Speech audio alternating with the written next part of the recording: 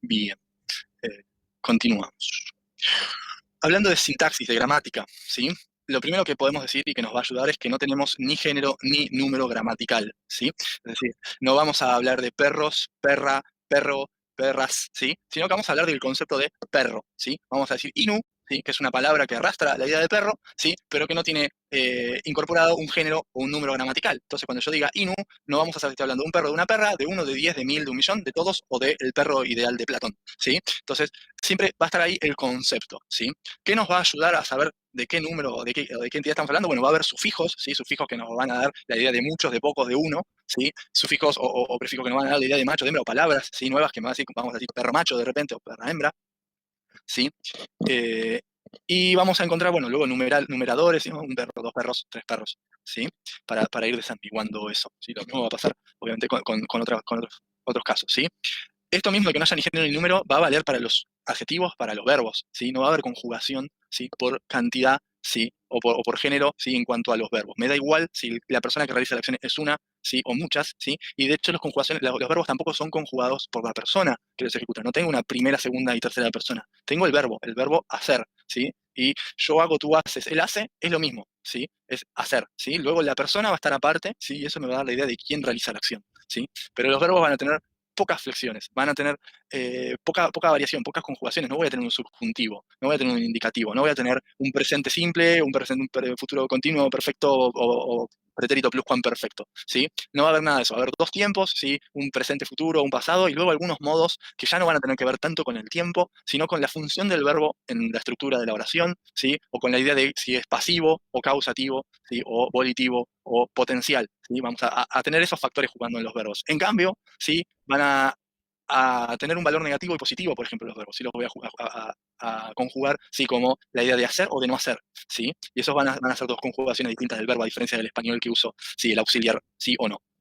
¿Bien? Entonces, en principio la sintaxis, la gramática japonesa es bastante simple, bastante más simple o más sencilla que el español, por lo menos en ese aspecto, ¿sí? ¿Dónde va a estar la clave y con qué nos vamos a chocar un poco más en el japonés?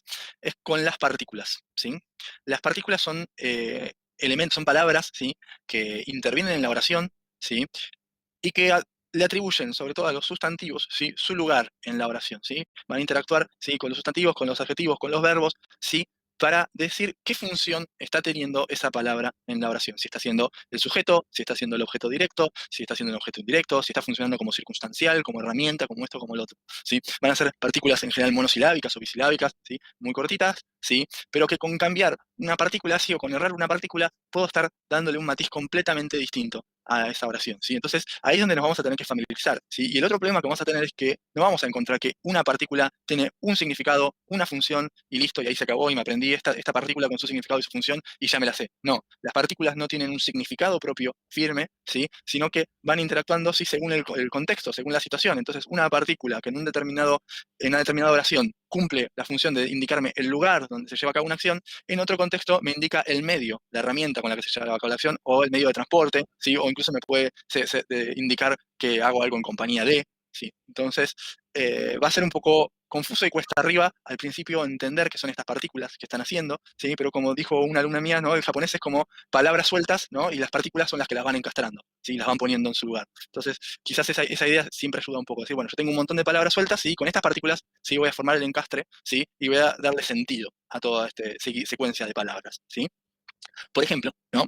En una oración simple, ¿no? Jaja ni presento o moraimashita, ¿sí? Jaja madre, presento del inglés present, ¿no? Regalo, ¿sí? Moraimashita, ¿sí? Recibir, ¿sí? Entonces, recibí un regalo de mamá, ¿sí? En realidad, yo acá tengo el verbo, ¿sí? Recibir en pasado, en positivo, ¿sí? Su objeto directo que es presento, ¿sí? ¿Cómo sé que es el objeto directo? Bueno, porque tengo esto acá, que es la partícula o, ¿sí? Que me indica que esta palabra que está delante es el objeto directo del verbo, ¿sí? Con el que estoy interactuando, ¿sí? Y del mismo modo, la partícula ni, ¿sí? Que me indica que, en este caso, mamá, ¿sí? Es quien me beneficia con el regalo, ¿sí? Yo a esta misma oración, ¿sí? Le cambio solo la partícula, ¿sí? Le cambio la partícula ni por la partícula wa, ¿sí? Jaja, wa, presento, ya y la oración cambia su sentido, ¿sí? Mamá recibió un regalo, mi madre recibió un regalo de otra persona, ¿sí? Ya no soy yo el beneficiario, es mi madre, ¿sí? Entonces, con tan poco, ¿sí? Las partículas hacen muchísimo, ¿sí? Y por eso va a haber que aprenderlas bien y aprender a usarlas. Bien. Otro asunto muy importante del japonés es el tema del respeto, ¿sí? Que es algo por lo que creo que muchos ¿sí? conocemos, ¿sí? Es algo que muchos tenemos en cuenta siempre del Japón, ¿no? Qué gente respetuosa, ¿no? Ese pueblo que tiene tan arriba, que da tanta importancia al asunto del respeto y demás. A veces habló, por ejemplo, cuando fue el Mundial o las Olimpiadas, de cómo los japoneses se quedaban a limpiar el estadio o lo que fuera, ¿no? Ese tipo de cosas, de el tener siempre en mente al otro, ¿sí? De siempre tener en consideración al otro, ¿sí? Por supuesto que están impresas en el lenguaje, ¿sí? No se escaparon del lenguaje, ¿sí? Entonces, el lenguaje va a tener diversos registros de habla, ¿sí? Voy a tener un habla cotidiana, ¿sí? Que va a ser muy simple, ¿sí? Voy a tener un habla cortés, ¿sí? Que me va a dar, ¿sí? Una forma un poco más larga, ¿sí? En general, el hablar en forma respetuosa requiere también hablar más, ¿sí? Entonces, un habla cortés que me va a permitir hablar con cualquiera sin ofenderlo, ¿sí? Voy a tener un habla, un lenguaje honorífico, ¿sí? Que me va a servir para, eh, para referirme a otros, ¿sí? Poniéndoles en un lugar de honor, ¿sí? Y voy a tener también un habla humilde, ¿sí? En la cual lo que voy a hacer es simplemente humillarme yo mismo como hablante, ¿sí? Es decir, rebajarme yo mismo como hablante en mi nivel para marcar ese contraste, ¿sí? Con el otro. Es decir, honrar, ¿sí? A mi contraparte, ¿sí? Humillándome yo también, ¿no? Poniéndome en un lugar por debajo, ¿sí? Todos esos registros de lenguaje, ¿sí? Nos van a dar, por ejemplo, que en un mismo verbo, el verbo ir, ¿sí? Yo lo puedo expresar de todas estas maneras, ¿sí? Como iku, para decir ir, pero en una habla cotidiana, en una habla simple. Ikimas, ¿sí? Para hablar en un nivel de mayor cortesía, donde nadie se vaya a sentir ofendido. Irayaimas, para poner al otro en ese lugar de honor. O mairimas, ¿sí? Para bajar yo, ¿sí? Y hacer sentir más arriba a la otra persona por contraste, ¿no? Esto es uno de los muchos impactos que tiene el japonés, ¿sí? En cuanto al respeto, ¿sí? Otro tema que quizás algunos conozcan es el tema de las familias, ¿no? Los que tengan o vean dibujos japoneses, anime o manga, todo eso, ¿sí? Quizás sepan que hermano se dice ani, pero que también a veces se dice onisan, ¿sí? Y entonces que hay una diferenciación muy grande entre lo propio y lo ajeno, ¿sí? Una cosa es, ¿sí? Cuando yo hablo de mi familia, ¿sí? De mi empresa, de mi escuela, me expreso de determinada manera, ¿sí? Siempre con humildad, siempre presentando lo propio como algo, ¿sí? Sin mucha, sin mucha pompa, ¿sí? Y cuando hable de lo ajeno, cuando hable del otro, de lo tuyo, ¿sí? Siempre le voy a tender a poner honores, ¿sí? Voy a poner esos sufijos como el san, ¿sí? Que van a darle más importancia a lo ajeno, ¿no? Decir, bueno, respeto lo tuyo, respeto tu familia, respeto tu empresa, ¿sí? Y pongo a la mía en lugar de humildad, ¿sí? Todo eso va a estar en el lenguaje, ¿sí? Y va a generar consignas, ¿sí? Que voy a tener que tener en cuenta, ¿sí? Incluso cosas más pavas, ¿sí? Por ejemplo, en determinado uso de vocabulario, como decir un adjetivo como el adjetivo shousu, que quiere decir ser hábil, ¿sí? No suele aplicarse a uno mismo, ¿no? Uno no se presenta a sí mismo como hábil, como capaz en, ¿no? Y si a uno lo elogian y le dicen, sos muy hábil, ¿sí? Te va muy bien, sabes mucho japonés, ¿sí? Uno no dice gracias, ¿no? No, uno dice, no, todavía falta mucho, ¿sí? Todavía me falta, ¿sí? Y de esa manera siempre se pone en un lugar de humildad, ¿sí? Eso está en el lenguaje, ¿sí? Y se aprende, ¿sí? Todas esas normas de cortesía, ¿sí? Que van a marcar la vida japonesa. Bien. ¿Sobre qué otras dificultades vamos a encontrar en el japonés? Bueno, muchas a medida que avancemos, ¿sí?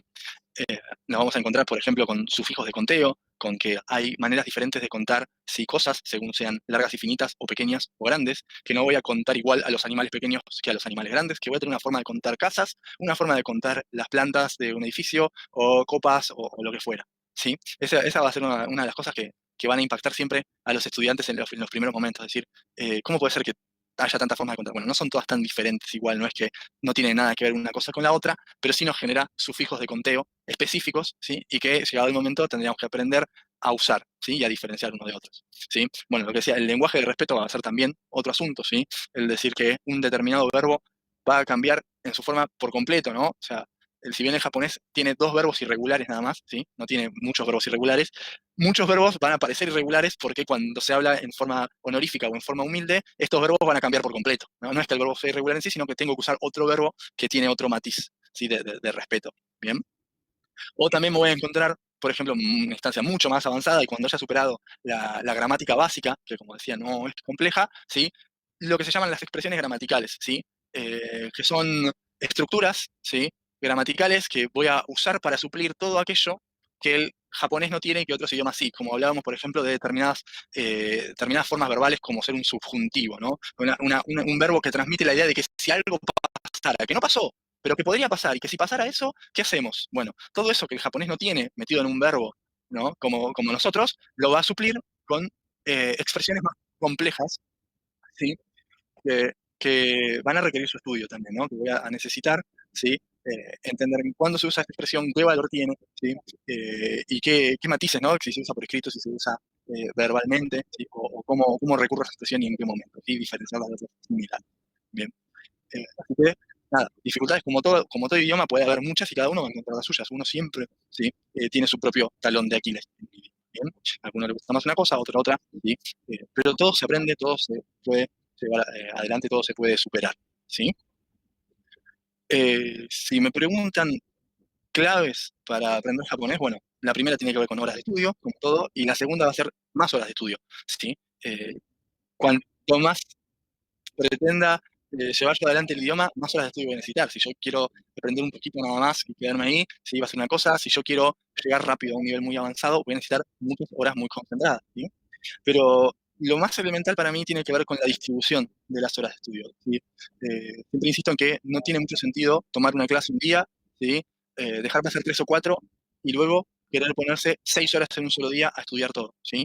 En el camino el cerebro dejó de lado muchas cosas, ¿sí? El cerebro no tiene espacio ilimitado, ¿sí? No va a guardar cualquier cosa que uno le presente, ¿sí? Si uno se pone a tratar de hacer memoria de todo lo que le pasó en la vida, dejó muchas cosas olvidadas, ¿sí? De todo lo que aprendió, dejó muchas cosas olvidadas, ¿sí? El cerebro selecciona, esto lo uso, lo guardo, esto no lo uso, lo desecho, ¿sí? Con el japonés, con los idiomas, va a pasar lo mismo, ¿sí? Nuestro cerebro va a decir, esto que me acaban de meter a la fuerza durante 2 horas, ¿sí? ¿Lo estoy usando todos los días? No lo estoy usando, listo, lo desecho, no me sirve para nada. ¿Sí? Si recién en una semana o en 2 el cerebro se vuelve a encontrar con eso, sí, ya está, ya a esa altura ya lo tiró, ¿no? Entonces se va a negar a incorporarlo, ¿sí? Yo tengo que decirle al cerebro, no, esto lo vas a usar todos los días, ¿sí? 10 minutos aunque sea, 15, 20 minutos, lo que pueda. Busco un hueco, pero en ese espacio, sí, le recuerdo al cerebro que eso lo tiene que seguir usando, ¿sí? Y de esa manera se va a resignar, ¿sí? A que eso lo tiene que tener a mano, que eso lo va a tener que seguir usando y lo tiene que guardar, ¿sí? Para eso sirven las horas de estudio, ¿sí? Para mantener todo fresco, los conceptos frescos, ¿bien? Otra cosa importante en el aprendizaje del japonés tiene que ver con el escribir a mano, ¿sí? Con todos estos sistemas de escritura, esto de tener 3 sistemas de escritura, y en particular uno tan complejo como el del kanji, con tantos símbolos, ¿sí? La única forma realmente efectiva de aprenderlo es escribir a mano, ¿sí? Eso ejercita la memoria motriz y nos obliga a repasar el orden y el sentido de los trazos, ¿sí? Hoy en día a los japoneses, ¿sí? A los mismos japoneses les pasa que no se acuerdan cómo escribir determinados kanjis, ¿sí? ¿Por qué? Porque no se escribe a mano. Uno usa el celular, usa la computadora, que tienen teclados predictivos, ingresa fonéticamente la palabra, esta cosa suena así, la escribo, la computadora interpreta, me dices esto y lo plasma en una hoja. Y luego yo cuando tengo que leer, veo la imagen en un contexto, la recuerdo, sé cómo se lee, sé qué significa. Eso funciona bárbaro. El problema es cuando en la abstracción me dicen, ¿cómo se escribe esta palabra? Bueno, yo me acuerdo el sonido, me acuerdo el significado y tengo una idea de cómo se escribe, como si yo les dijera, ¿cómo es un elefante? Y ustedes dicen, tiene una trompa, tiene orejas grandes, ¿sí? Y patas redondas, una cola chiquita, pero no saben cómo ordenarlo, ¿no? No se acuerdan si la trompa iba adelante o atrás de la oreja o pegada a la cola. Entonces pasa una cosa similar con los kanji, ¿sí? Uno muchas veces se acuerda de la estructura general, pero si dicen escribirlo y uno no lo escribe a mano cotidianamente, no va a recordar cómo escribirlo. Lo va a leer, lo va a escribir en la computadora y demás. Pero para fijar la escritura tiene que ser la práctica manual cotidiana. Bien. Otra cosa en la que insisto es en el foco en las partículas, ¿sí? Que es algo que no tenemos mucho en el español, quizás, o no lo tratamos como tal y no lo vemos de esa manera, ¿sí? Pero como decía, ¿no? Como atribuye, como influye mucho en el significado y en el valor que van a tener las palabras dentro de una oración y no tienen un significado propio, si uno domina las partículas, ¿sí? La gramática se vuelve más simple, ¿sí? Hay muchos ejercicios, ¿sí? Por ejemplo, en exámenes, ¿no? Donde aparecen palabras desordenadas y uno tiene que ordenarlas. Bueno, la clave para poder ordenar esas palabras es, más allá del significado, las partículas, ¿no? ¿Cómo combino esto? Si esta palabra tiene esta partícula asociada, bueno, está cumpliendo esta función, ¿sí? Bueno, ¿y eso dónde va en la versión acá? ¿Sí? Y de esa manera puedo organizar el texto, ¿bien? Bueno, y por último, lo que insistía sobre distribuir el estudio, ¿no?